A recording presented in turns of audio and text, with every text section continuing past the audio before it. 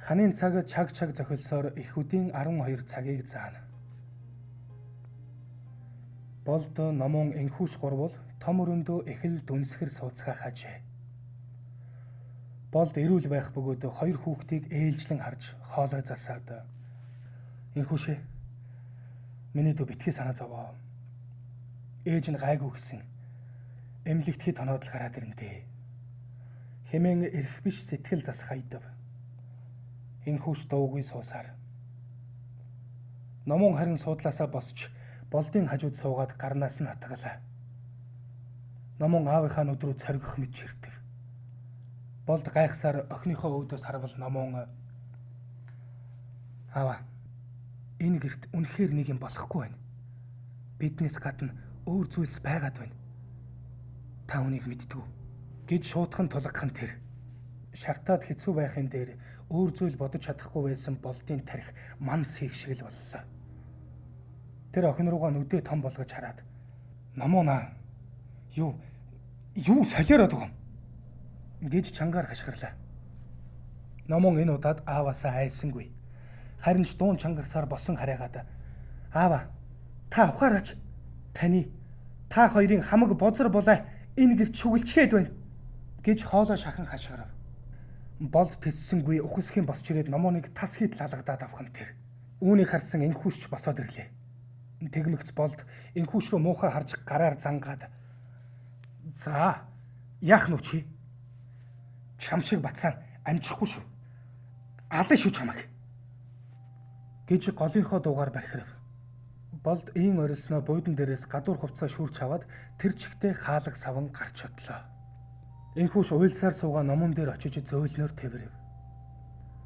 Номон улам чангаар мэгшин уйллаа.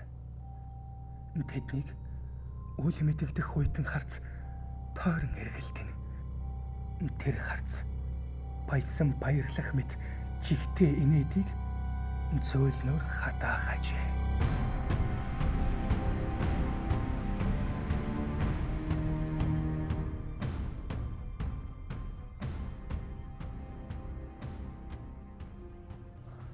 Орцны үүдэн дэх сандал дээр өвгөн суугаад өнөөхөл гансаа нэрэх хажээ. Гэтэл орцны хүн таалга тасхийн нээгдэж уур омогтоо багтарч үхшихсэн болд өөхөлсаар гарч ирэх нь тэр. Тэр үүдэндээ турхан зогсоод ингэрийн халааснасаа тамхи гаргаж асаалаа. Өвгөн түүнийг ширтсээр чимээгүй сууна. Болд тамхиа угсруулан хэд сороод арай хийн тайвшрах мэт боллоо. Тэгэхт нь өвгөн "За, сайн байна уу хөөхөө" гэж айдуухан мэдлэв. Болд хяламхийн хараад их л тоомжиргүй өнгөөр сайн гэсэн төдий болоод цааш явахыг завдлаа. Гэвч өвгөн түүнийг орхисонгүй. "Хөө минь, чи нэг л болохгүй яваагүй юм" гэж шийдэмгхэн хэлчихэд яах нү гэсэн шиг нүд завчилгүй ширтэв. Өвгөний ил үг болдын игдүүцлийг маш ихээр хүргэжээ.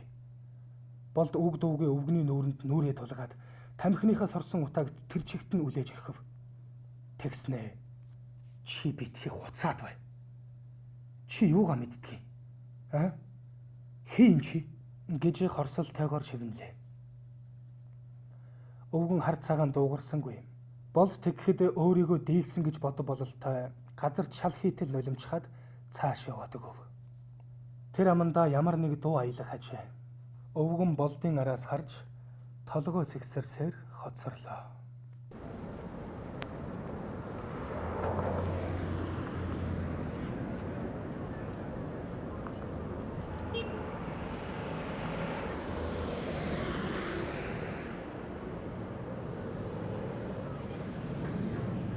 Баян хошууны эцсийн буудал дээр хөх алаг автобус утаа май боргуулсаар эрж зогсоход нэжгээд үүргэвч үрж дундаа нэг том чамдаам дамжилсан энхүүш номон хоёр бууж ирэв. Тэд автобуснаас буугаад бийсийн зүг харж үл ялгхан инээмсэглэлээ.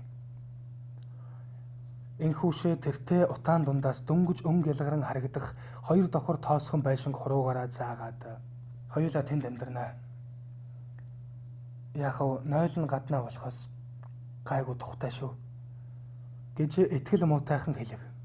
Номон тэгэхэд нь аль болох баяртай байдал үзүүлэхийг хичээх гэсэн мэт муухан инээмсэглээд "Игч яах вэ? Хоёулаа эмнэлэг явах уу?" гэд энхүүшийн нүрөөд игцлэн харав. Энэ удаад энхүүш инээсэнгүй. Тэр хөмсгөө зангидж хормхон барайгаад "Одоо хоёулаа тэдэнтэй ахиж уулзахгүй" хэмээн эрсхэн хэллээ.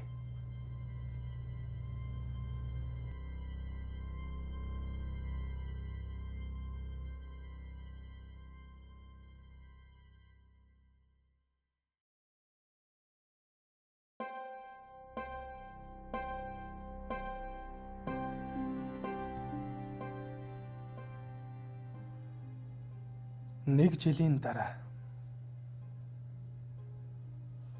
Болд голынхоо дуугаар бархирсаар цэцэг рүү явган сандал авч чулуутав.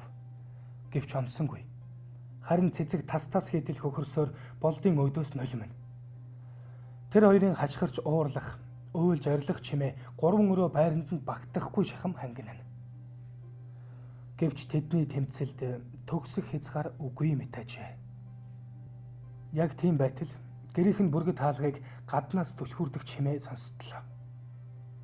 Болд цэцэг хоёр өөд өдөөсөө хараад үүд рүү ширтэв. Ийм ширтэн байхдаа цэцэг галзуу мэт энийх бол Болд эхэр татан хэнгэнтэл уйлж эхэллээ. Хаалга алгуурхан нээгдэв. Гаднаас эхлээд энхүүш, түүний араас номон орж ирлээ. Тэр хоёрын царайд айсан эсвэл бишүрхсэн мэт таагүй байдал элт үзэгдэнэ.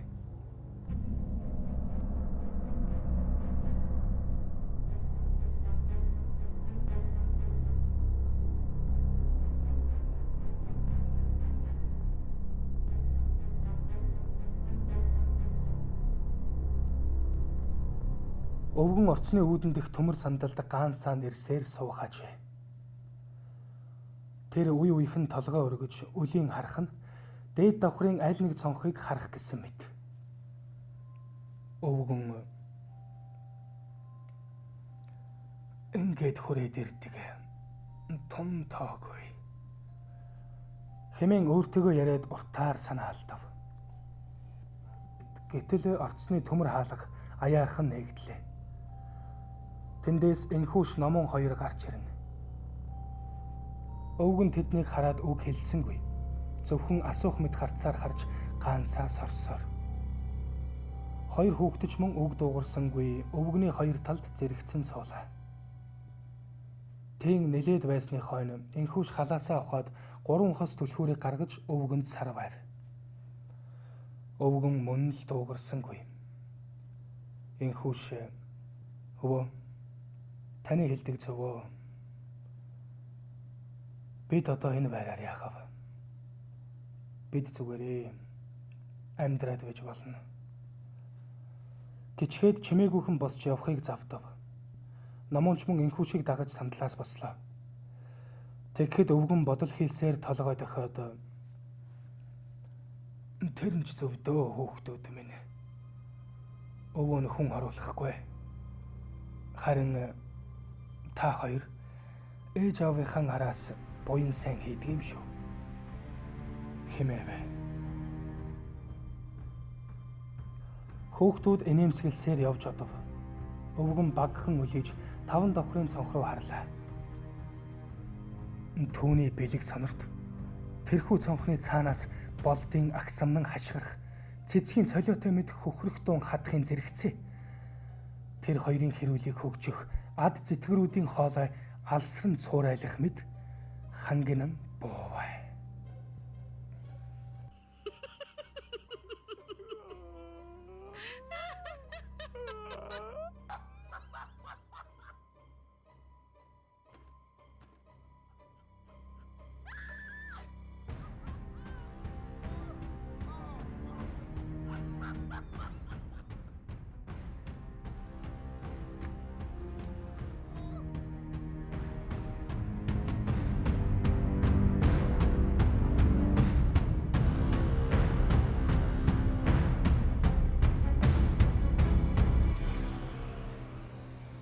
Бэлгээр дэвжих амьдралыг Бузраар бүү дүүрэг.